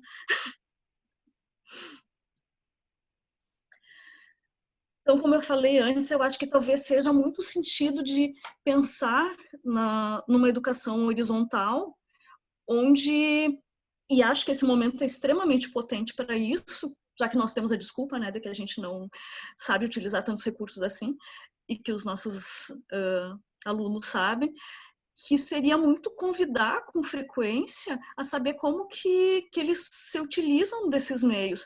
Meu Deus, eles estão o tempo inteiro com o celular na mão, eles estão o tempo inteiro na internet. Eu escuto bastante as pessoas dizendo, meu Deus, os alunos passam o tempo inteiro jogando. Gente, a quantidade de jogos que nós temos educativos, eu não estou dizendo que a gente tenha que estar sempre em cima e pedagogizando tudo, mas nós temos a possibilidade também de utilizar esses recursos também como meio de promover ensino e aprendizagem, não?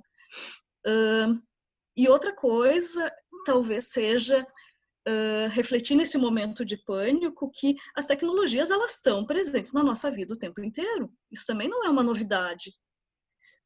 Talvez nesse momento a gente não esteja conseguindo pensar que a gente se utiliza do WhatsApp, que a gente tem acesso a outros aplicativos, que a gente minimamente utiliza o Google e as ferramentas que estão disponíveis no Google para trabalhar, mas parece que a gente divide isso como um momento de preparo de aula e não como um momento de contato com o aluno.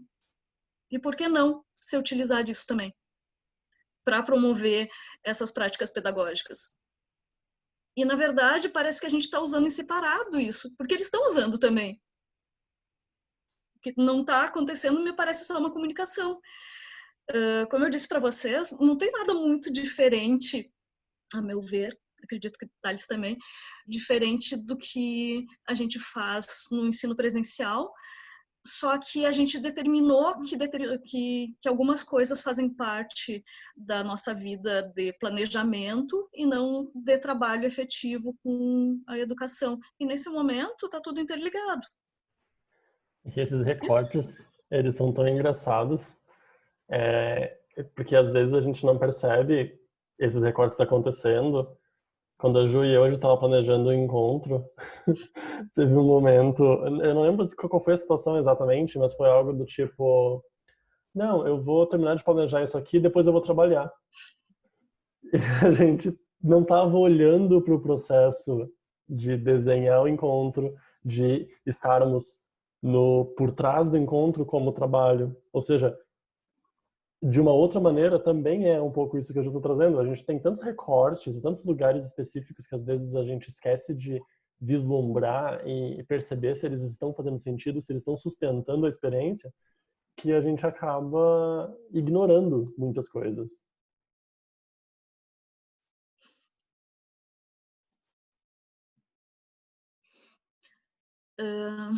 Então, já que a gente pautou bastante esse encontro nos retornos que foram dados no questionário, um dos pontos que logicamente mais apareceu foi a avaliação. A avaliação parece que sempre vai ser o eterno dilema, né, da educação, porque a gente vai estar sempre pensando, meu Deus, como avaliar, se a avaliação é realmente eficaz, quais são os instrumentos para isso. E eu acho que, mais uma vez, esse momento é muito interessante para a gente pensar o processo de avaliação e repensar como que a gente tem, que ferramentas a gente tem utilizado para isso. E não saía da minha cabeça essa frase do Zabala, que eu tento sempre utilizar como foco para mim no processo de avaliação, que é o objetivo fundamental da avaliação, é conhecer para ajudar, pensando que talvez nesse momento limitado que a gente tem e que grande parte das pessoas falaram sobre provas e sobre como que eu vou fazer para o meu aluno não colar, como que eu vou saber que na verdade ele não está consultando de algum lugar. Se a gente parar para pensar nesse tipo de frase, isso leva a pensar que parece que o conhecimento ele tem um segredo por trás. Eu há muito tempo questiono a eficácia da prova, e eu não estou tentando convencer ninguém a não fazer prova, mas a sensação que eu tenho muitas vezes é de que no momento que a gente faz uma prova, parece que quando esse aluno tiver na vida cotidiana, ele não vai ter um meio de consultar determinada resposta, que quando ele precisar utilizar as coisas na vida profissional, que ele não vai ter essa possibilidade. E quando algumas pessoas argumentam a respeito da importância da prova para decorar, por exemplo, fórmulas e coisas, eu me pergunto, mas e utilizar isso na prática? Se tu consegue utilizar as fórmulas que tu tá aprendendo, por exemplo, em atividades práticas, não é uma maneira de se apropriar disso? Aquele site que eu citei anteriormente, que o meu ex-aluno utiliza, meu Deus, é um site que ensina química a partir dos experimentos do cotidiano. Tudo bem, tu já conhece o mundo de Bikman há anos, né? Acho que a maioria aqui conhece. Mas são coisas que os alunos, em geral, eles acham interessantes e que, de alguma forma, se comunica com as pessoas com mais facilidade e que para a gente parece quase como se fosse uma coisa errada tornar a educação prazerosa, como se a gente devesse distanciar, sabe, essa possibilidade de rir, de brincar. Eu achei o máximo que a Vivian falou anteriormente sobre o brincar com a câmera. Por que não? Olha essa possibilidade agora, sabe, de, meu Deus, agora que eu tenho essa limitação provocada por essa falta de contato presencial, eu posso brincar com a câmera. E daí eu tenho que improvisar muitas coisas. Sim, do improviso sai muita coisa legal. E daí ela falou, mais vida. Sabe, eu achei muito interessante ficar pensando que de toda essa limitação que a Vivian está vivendo nesse momento, ela consegue brincar mais, que ela consegue improvisar mais e descobrir outras possibilidades de ensinar e que isso provoca mais vida. Então, eu acho que em termos de avaliação, se a grande preocupação que tem surgido nesse momento é, meu Deus, como é que eu vou saber se o meu aluno está aprendendo mesmo? Meu Deus, quando a gente está no ensino presencial, a gente não sabe se o aluno está aprendendo mesmo, só porque ele está olhando para a gente ou porque ele deu respostas certas. E o Thales brincando.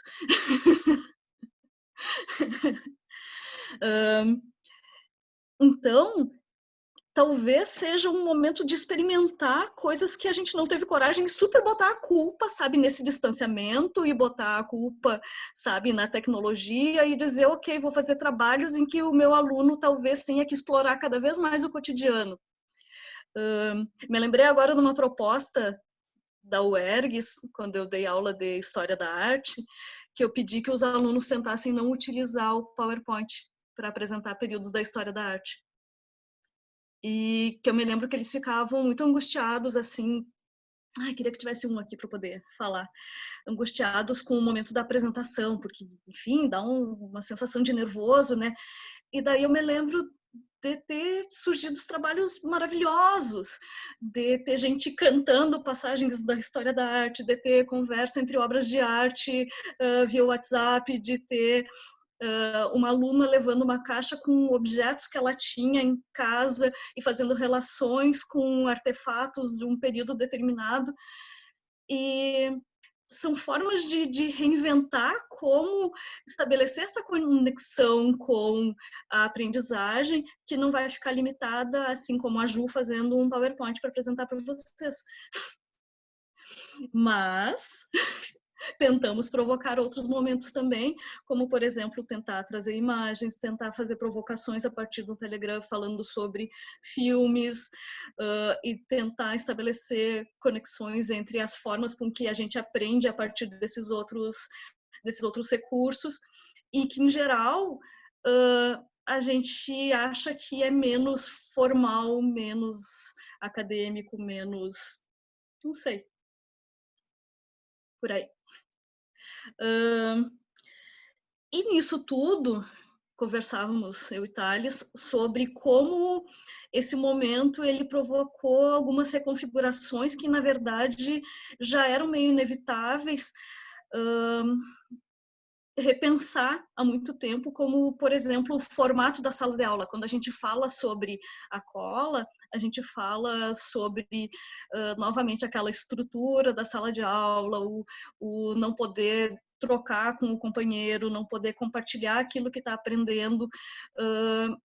E nesse momento a gente falava sobre a questão dos corpos e do controle sobre os corpos. Nesse momento, a gente, por vezes, não enxerga mais os corpos. Isso sempre foi um grande temor para a grande maioria dos professores, e isso também sempre foi uma forma de controlar.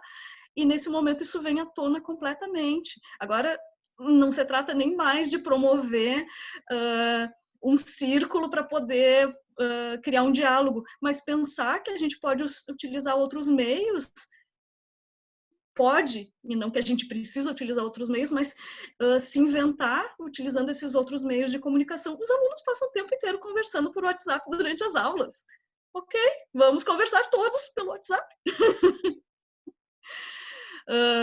Os alunos vão utilizar chats em alguns momentos em que a gente está dando aula. Vamos conversar todos. Por que a gente não torna as coisas mais assumidas? Talvez tudo isso possa ser um pouco mais incorporado nesse processo de avaliar a aprendizagem, de observar como que está se dando esse processo de aprender. E por isso, a ênfase no processo de aprender, considerando todas essas particularidades que fazem o processo. Daí volto lá na Nilda Alves para pensar que no aprender está envolvido aprender com todos os sentidos.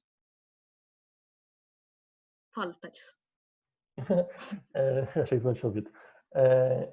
E, inclusive, uma coisa que eu estava te ouvindo, eu estava lembrando, ainda sobre prova, né? A prova tem uma característica que é muito interessante quando a gente pensa em educação, que é a gente quer que o aluno... A prova, ela é a ferramenta máxima para garantir que o aluno aprenda até quanto o professor sabe.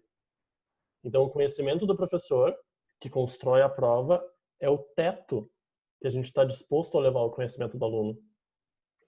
E quando a gente pensa em outras configurações de aprendizagem, como, por exemplo, quando os estudantes da Ju trouxeram outras maneiras de elaborar o saber, eu tenho absoluta certeza que a Ju também aprendeu horrores nessa brincadeira.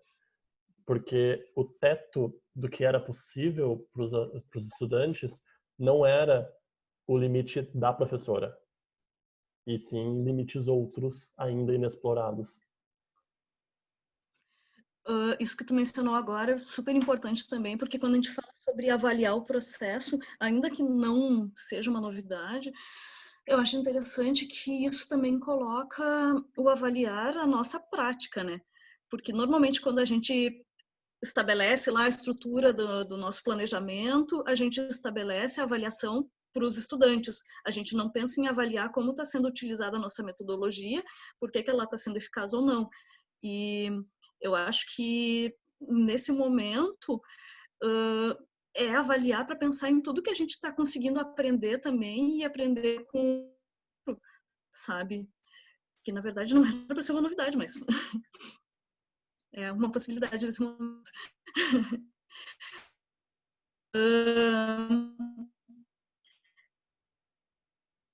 Quero reforçar que eu acho que está instável.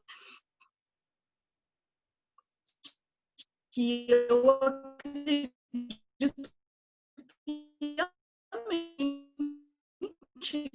que utilizar mesmo pode tornar a avaliação mais eficaz, porque talvez seja mais significativa para o aluno, daí retomando a questão do conhecer para ajudar, e que ser menos exigente na nossa forma de avaliar nesse momento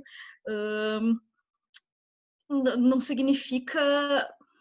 Não, na verdade, não é ser menos exigente, é repensar a forma de avaliar nesse momento em relação à apropriação dos conteúdos, porque, enfim, todos estamos aprendendo agora e é um redescobrir como aprender e como ensinar. Então, é necessário que, de fato, a gente mude as lentes da nossa avaliação, de como que a gente costuma avaliar, por se tratar de um momento excepcional. A gente está descobrindo outras formas de se conectar também com a nossa forma de aprender, né? Então, só para não dizer que nós falamos dos pontos de comunicação e interação à distância, tem algumas coisas que talvez pareçam muito óbvias para muita gente, mas que talvez sejam interessantes para relembrar nesse ponto e que são coisas muito básicas que nós aprendemos na educação à distância, que dizem respeito, por exemplo, a pensar no lugar que a gente reserva para ter essa comunicação síncrona. Pensar na questão do ruído, pensar nos gatos pulando em volta e, por vezes, dizer que sim, né, o ambiente de trabalho é esse que a gente dispõe nesse momento. Experimentar, usar e abusar de recursos variados e, inclusive, dizer para os alunos que sim, a gente está utilizando, experimentando mesmo e que a gente pode super construir colaborativamente, sabe, e explorar esses recursos junto. E uma coisa muito importante para se lembrar nesse momento é que cada vez mais o visual está em voga, não? Porque se a comunicação ela está sendo limitada em alguma significativamente, talvez seja o caso da gente pensar em recursos mais variados para conseguir explicar determinados conteúdos. Eu fico pensando, os professores falam sobre gravar videoaulas, mas as videoaulas elas ainda parecem muito centradas em parar na frente de um computador e dar uma aula expositiva. E por que não, sabe, desenhar, utilizar os recursos que tem ali no computador, sabe, mostrar experiências práticas e cotidianas. Uma coisa que tem me nutrido significativamente nos últimos tempos é pensar nas coisas cotidianas. Eu fiz uma fala no grupo da Mariana há uns dias atrás, que eu tentei construir justamente a partir das coisas que eu estava percebendo no cotidiano e das aprendizagens que eu estava conseguindo desenvolver pelas coisas que eu via da minha sacada. E eu acho que isso também, já que nós estamos em casa, que nós temos que viver esse momento, como explorar esse momento, como explorar esse espaço, como explorar esse contato com os outros que estão convivendo com a gente, sabe? Não se trata de ignorar, mas como se utilizar dessas coisas também nesse momento. Claro, pensar o indivíduo, né? A gente está falando sobre formas distintas de aprendizagem. E a gente está sentado na frente de um computador e tem uma outra pessoa num outro computador também, e a gente não pode esquecer que se trata de uma pessoa específica. Quando a gente tem esse trabalho realizado à distância, parece que as pessoas se perdem e que não existem pessoas reais do outro lado. Uma das coisas que talvez favoreça esse tipo de contato são coisas básicas como, por exemplo, chamar pelo nome da pessoa. relembrar algumas situações vividas, retomar comentários que foram feitos em outros momentos. Todas essas coisas nós fazemos na educação presencial também, mas talvez elas tenham que ser reforçadas na educação à distância, para que se tente minimizar essa noção de que estamos sozinhos, de que não estamos compartilhando conhecimento, de que não estamos construindo conhecimento juntos. Claro que nesse momento, mais do que nunca, é super importante que a gente tente ter objetividade nas coisas que a gente envia para os alunos, seja no momento síncrono ou assíncrono, e por isso, mais importante ainda, usar e abusar desses recursos variados, e insisto novamente na questão da imagem, se for o caso, fazer esquemas, utilizar fontes visuais diversas, como meu aluno mesmo sugeriu, meu ex-aluno sugeriu, sabe? Por que não sugerir outros espaços de busca? E por que não também convidar eles para trazerem espaços de busca que foram pesquisados, sabe? Que são pesquisados cotidianamente. Outra coisa é o senso de grupo e ações que promovam a integração. Como eu falei anteriormente, nós temos várias possibilidades que a internet oferece, que o computador oferece, para que a gente promova trabalhos em grupo. O fato de cada um estar na sua casa não faz com que eles não conversem via videochamadas, pelo WhatsApp. E vários recursos da internet possibilitam que a gente promova, sabe, atividades coletivas. Atualmente eu tenho visto vários professores utilizando o Kahoot, que é como se fosse um quiz com questões que são construídas a partir de conhecimentos variados, e que o professor pode buscar essa ferramenta, colocar uma série de questões e fazer uma espécie de quiz com os alunos, pela questão do tempo realmente, e que é um jogo. De novo, voltamos à questão de por que os alunos não podem jogar, conhecer as coisas através de um jogo. E isso também faz com que se crie um processo de interação para seguir lembrando que é um grupo, independente de ser um grupo presencial ou não. Então, outra coisa também é ser nutrido um bom repertório de perguntas para fazer com que esses alunos participem com frequência, que já é uma coisa que a gente faz na educação presencial com frequência, que é, nós sabemos que nós temos alunos que são mais tímidos e que têm mais dificuldade de se colocar, e talvez nesse momento seja super interessante dizer que tem outros meios. Não fala, escreve no chat, manda uma mensagem, sabe, se coloca de alguma outra forma, utiliza um emoji. Vamos pensar em outras possibilidades, sabe, de se comunicar também com o que é utilizado por eles como meio de comunicação, porque, enfim, é utilizado como meio de comunicação. E a importância do feedback, para que não se sinta novamente essa sensação de que não está acontecendo um processo de ensino-aprendizagem. Não é importante só o feedback no sentido do professor dizer para o aluno o que um retorno a respeito de como está acontecendo a aprendizagem dele ou não, mas sobretudo nesse momento ter um retorno do aluno sobre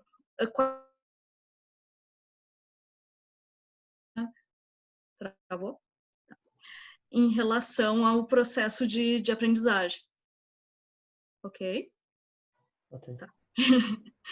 Deu uma travadinha aqui. Me perdi um pouco por causa da travadinha, mas acho que era mais ou menos isso. Gente, a saber, esses recursos que eu mostrei agora, sobretudo nesses 3 últimos slides, são as principais questões que se pensa para pensar metodologia na educação à distância.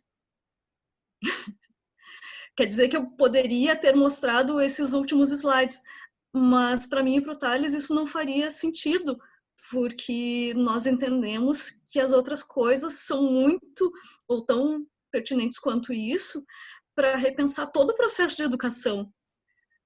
não é só porque é uma educação à distância, mas é porque é uma educação urgente, é uma educação que já estava acontecendo de determinado modo e que talvez agora, com ela caindo no nosso colo, seja a oportunidade de realmente a gente colocar em prática algumas coisas que se tornem mais interessantes. A otimista falando. Que horror. Acho que era isso. Se vocês quiserem as referências da minha parte teórica. Thales, é com você. E um pouco agora, a gente ocupou o chão da fala por bastante tempo nessa chamada. A gente queria abrir um pequeno momento, e eu digo pequeno porque são 8h50 e a gente fez um compromisso com vocês até as 9, de ouvir vocês, de conversar, de trocar, de estarmos numa troca agora mais polifônica. Então, eu tô vendo que vocês escreveram bastante coisa, registraram, anotaram muitas coisas no mural, esse que eu abri. Eu tô achando incrível e gostaria de ouvir vocês, ou ler vocês no chat. Pessoal, posso falar? Eu fiquei muito feliz em escutar vocês. Você falou das anotações ali no mural online. Eu sou do tempo em que a gente precisa anotar no caderno. Então, enquanto vocês estavam falando, eu estava anotando um monte aqui no meu caderno. E, na verdade, eu acho que assim, vocês reativaram algumas coisas que eu já tinha aqui, vinha pensando, né? Que a gente sabe o que fazer, a gente só precisa ter a tranquilidade para entender como fazer nessa circunstância. Mas, vendo a fala de vocês, eu acho que o grande nó que eu, pelo menos da experiência que eu vivo no colégio de aplicação, com um público tão diverso, que são crianças que são sorteadas, então a gente tem criança de tudo quanto é tipo, e adolescente de tudo quanto é tipo, e eu acho que o grande nó no momento não é encontrar esse meio de alcançar essas crianças. A gente conhece os nossos alunos, eu tenho trabalhado muito, fiquei muito feliz porque eu intuitivamente vim trabalhando dentro de tudo isso que vocês estavam falando e tal, da minha parte. Mas o que eu vejo por parte dos alunos é que nessa retomada de diálogo com eles, e quando a gente se coloca online, como foi, por exemplo, na reunião de pais, o que há é uma falta de saber como estar nesse espaço online da parte deles. E aí o que a gente vê é um show, assim, né? Muitas cobranças, como se a aula online fosse resolver o problema de todo mundo, ninguém sabe exatamente o que é o EAD, eles perguntam e não esperam as respostas, eles perguntam, a gente está respondendo, eles estão perguntando em cima da nossa pergunta. Então, assim, essa falta de paciência, o que eu tenho visto é uma ansiedade muito grande e uma falta de paciência para escutar e tentar navegar junto com o que a gente está propondo. Para vocês terem uma ideia, a gente montou um caderno de atividades para os alunos e fez uma reunião de pais que falou, olha, vamos retomar o contato com esse caderno de atividades, que na verdade é essa aproximação, é esse acolhimento, é essa busca por saber como vocês estão e tal. Ah, mas se meu filho não souber fazer? Ah, mas e se ele tiver dúvida? Ah, mas calma, você nem viu o caderno, sabe? Então, é disso que a gente está falando, assim, que eu acho que quando eu falei lá no Telegram da angústia que eu tenho vivido, não é como professora, porque no fundo, todos nós sabemos o que a gente tem que fazer, e a gente se sente muito habilitado, vejo muitos meus colegas, assim, querendo encontrar meios, né? Buscando leituras e tal. A nossa grande angústia é encontrar esse lugar de calma para os outros, assim, né? Para as pessoas se assentarem e falar, não, deixa eu ver o que eles vão fazer, deixa eu tentar navegar essa onda junto com eles. E eu acho que isso, de tudo que você falou aqui, é agora, para mim, o grande nó. Eu vejo que, da minha parte, eu estou indo consideravelmente bem, mas nessas relações que extrapolam o campo do que a gente tem controle, é o que realmente tem sido mais angustiante nesse momento. Mas, assim, no mais, eu queria muito agradecer, porque foi lindo isso tudo que vocês compartilharam aqui. Maravilhoso. Muito obrigada. Renata, sobre essa angústia que tu está comentando, hoje eu trabalho digitalmente para além dos processos de educação dos quais eu participo, e alguns colegas estavam trocando imagens, eu até fui mandando para a Ju durante o dia, que eram imagens, uma das imagens era sobre um pai ou uma mãe cansada por ter que oh, absurdo, ter que participar da educação da filha. E aí, nessa lógica de tentar olhar as potências que esse momento gera e sem negar de maneira alguma os desafios que tu está sinalizando, eu acho que isso ajuda a gente a perceber uma ruptura que há tempos já devia ter deixado de existir, que é a ruptura escola-família, porque pais e familiares não são parte, tradicionalmente, do processo de ensino-aprendizagem oficial da escola. Então, é um desafio nosso, e claro, quando eu digo nosso, eu não estou dizendo que a pessoa que assume a posição de professora vai ter que botar aquela camiseta de super-homem, de Mulher Maravilha, e salvar o mundo sozinha, porque essa é um pouco da imagem tradicional que se espera, mas a gente sabe que não é assim que a vida muda. Mas existe um movimento necessário de construção de comunidade. E esse movimento, no meu entender, ele começa quando a gente percebe isso que tu está falando, que é, nossa, tem pessoas importantes no processo de aprendizagem que não são parte do processo de aprendizagem. E aí a gente, nossa, como é que eu educo os pais? Como é que eu trago eles para participarem? Como é que eu construo uma comunidade de aprendizagem que vai além da sala de aula e, por tabela, além da sala de casa, nessa nossa metáfora?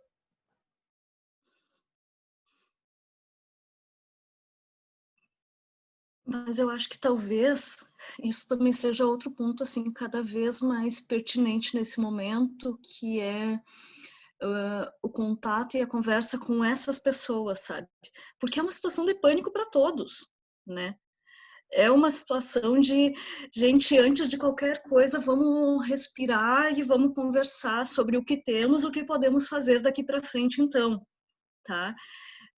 Eu sei que vocês estão vivendo também um momento diferente, eu sei que está todo mundo ansioso, mas tentem falar um de cada vez, tentem me perguntar coisas, e eu acho que talvez expor as dificuldades que a gente encontra nesse processo facilite para que o outro enxergue, para que o aluno enxergue, olha, se todos vocês falarem ao mesmo tempo, vai ser difícil de eu conseguir dar retorno para vocês, porque quando a gente está do outro lado de fato, né, fica nessa situação de os alunos talvez não tenham a mínima ideia de como que é para a gente conseguir dar conta, sabe? Responder todas as mensagens, a gente conseguir administrar as coisas que a gente está mostrando numa tela e acompanhando um chat, isso já é uma coisa super complicada, sabe? Porque são coisas que a gente está aprendendo também. Eu acho que nesse momento é muito importante a gente ter essa honestidade de que tá difícil para todo mundo.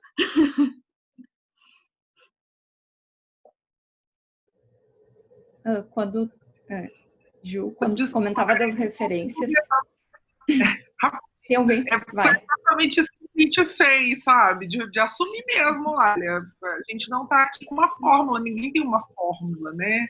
Mas é muito difícil a gente conseguir sensibilizar as pessoas. Às vezes elas não entendem, não têm a capacidade de empatia de ver o outro lado, né? Então, é realmente tenso esse diálogo. Eu ia comentar que eu já fiquei de olho na Nilda Alves, já fui pesquisar, e aí tem livro O Sentido da Escola, e já fiquei pensando uma coisa que tem tocado muito no momento, é pensar até a função da escola, né? Eu acho que a gente tá repensando a comunidade toda, né? Nesse momento de não ir para a escola, a gente está repensando a função da escola. E aí, na escola que eu tô, que é o Colégio de Aplicação da URGS, a gente não está com educação à distância, né? A gente está com o que a gente considera estudos dirigidos remotos, que é um PDF por semana, mas eu tenho percebido que outras demandas têm surgido, assim, para a preocupação da escola também, né? Ou que a escola deveria atuar mais, que é, por exemplo, esses alunos têm famílias em situação de vulnerabilidade, como é que a gente está atendendo? A gente vai mandar estudo, mas a gente não consegue se comunicar, a gente ainda não tem garantido o acesso de todos à internet, então como que faz isso?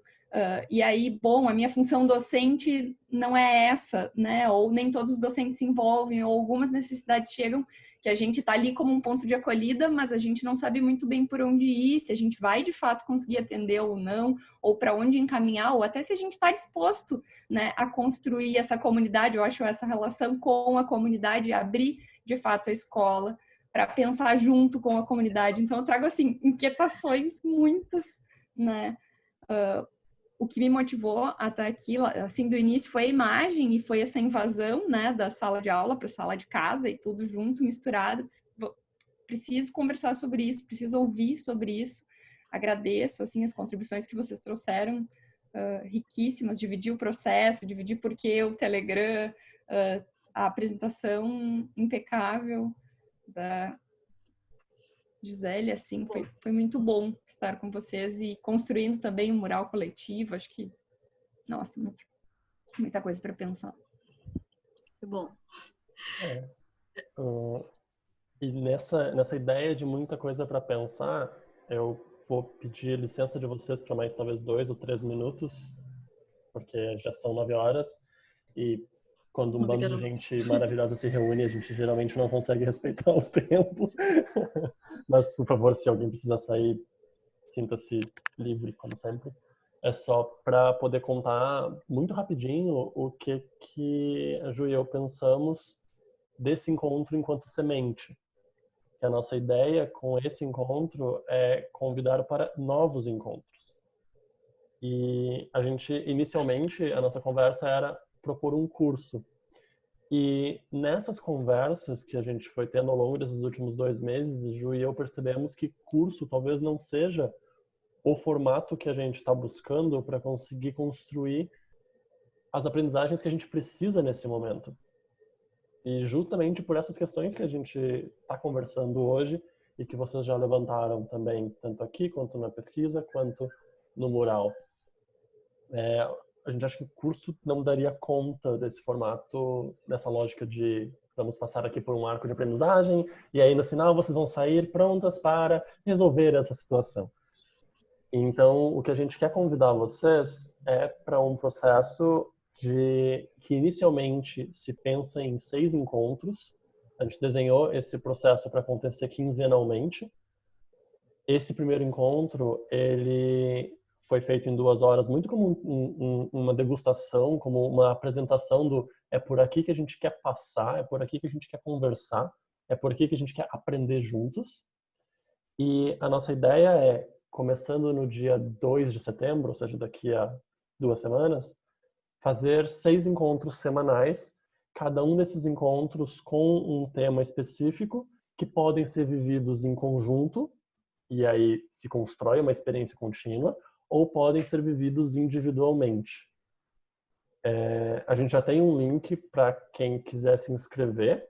Esses encontros, a gente está pensando neles com contribuição financeira, porque, entre outras coisas, a gente é parte do que a gente está investindo em termos de trabalho para construir essa rede de contato, de afeto, de troca de aprendizagem. E a gente desenhou um valor por um sistema de contribuição que oferece a quem está participando a decisão sobre como contribuir e quanto é possível contribuir dentro do que acha possível e justo na sua realidade. Porque a gente entende que algumas pessoas talvez tenham dinheiro para apoiar, inclusive, a participação de outros, mas talvez tenha gente que talvez sequer possa contribuir financeiramente. E nesses casos, é possível, não precisa perguntar nada pra gente, é só se inscrever escolhendo a opção de bolsa 100%, por exemplo, e aí, se achar que faz sentido, conversar com a gente também para entender como é que pode construir esse espaço em conjunto, construir esse processo em conjunto. Então, esse é o convite, que a gente possa estender essas conversas para mais, pelo menos 6 encontros, ou até 6 encontros, né? Porque, como eu disse, eles são construídos separadamente. Ju, eu esqueci alguma coisa dessa proposta? Não, acho que era isso. Tá. Eu vou mandar o link para vocês no grupo do Telegram, para que vocês possam ver a página e aí a gente possa continuar conversando sobre isso. Acho que de forma ampla, assim, era isso que era a ideia do encontro, mas acho que tanto o Ju quanto eu, a gente está aqui se vocês quiserem conversar mais e entender alguma coisa, ou enfim, ou sugerir, inclusive, construir, porque afinal de contas é um pouco disso que orienta a nossa maneira de, não só de trabalhar, mas de existir. Claro, convidem outras pessoas também, gente. Por favor. Se acharam interessante, divulguem, por favor. Acho que era isso. Espero que tenha sido prazeroso, que tenha sido útil. Que mais? Que tenha mexido algum neurônio em algum lugar e talvez fomentado uma faísca de esperança de perceber que a comunidade começa quando a gente se une para pensar sobre as coisas e encontrar maneiras, cada um na sua sala, de fazer a vida acontecer do jeito que a gente acredita. Enfim, se eu ligar o lado motivacional, eu não paro. É muito bom saber que tem um monte de gente assim como a gente, né, pensando e tentando resolver e passando. Nossa, eu acho que perceber isso é tão essencial, porque às vezes a gente se sente tão sozinho. E aí a gente tá numa quarta-feira de noite e olha e tem pelo menos umas 20 pessoas que estão interessadas em construir um outro mundo e descobrir como fazer isso. E somos nós. Na verdade, isso foi uma coisa que motivou muito o nosso formato, sabe, de construir esses encontros, porque a gente poderia propor, vamos dar um curso com vários teóricos, com um formato bem técnico, mas isso, em primeiro lugar, não tem a ver com o nosso perfil, meu e do Thales, das coisas que nós acreditamos que são importantes, assim, para a nossa formação continuada e para pensar a educação. E porque a gente acredita bastante que o mais interessante talvez seja a troca mesmo, sabe? A gente está vivendo situações muito parecidas que são muito ricas nesse momento, sabe? De pensar junto, sabe? De talvez dizer assim, nossa, eu tinha pensado nisso e eu não tenho com quem compartilhar isso. Como a gente dizia antes, uma das coisas que mais apareceu nas respostas que nós tivemos foi saudade da sala dos professores. Imagina. É um momento muito importante a sala dos professores, sabe? O pátio da escola, sabe? Os momentos que são fora da sala, sabe? Esse momento é muito vital para a gente construir constantemente a reflexão sobre o que a gente está fazendo, como a gente está fazendo, como que a gente dialoga com os alunos e pensar constantemente, sabe? Como que a gente está dando aula, como que a gente está pensando em educação. Tá, eu também começo a falar em educação e me empolgo. Bom, gente, foi um prazer gigantesco e inenarrável estar com vocês nessa noite.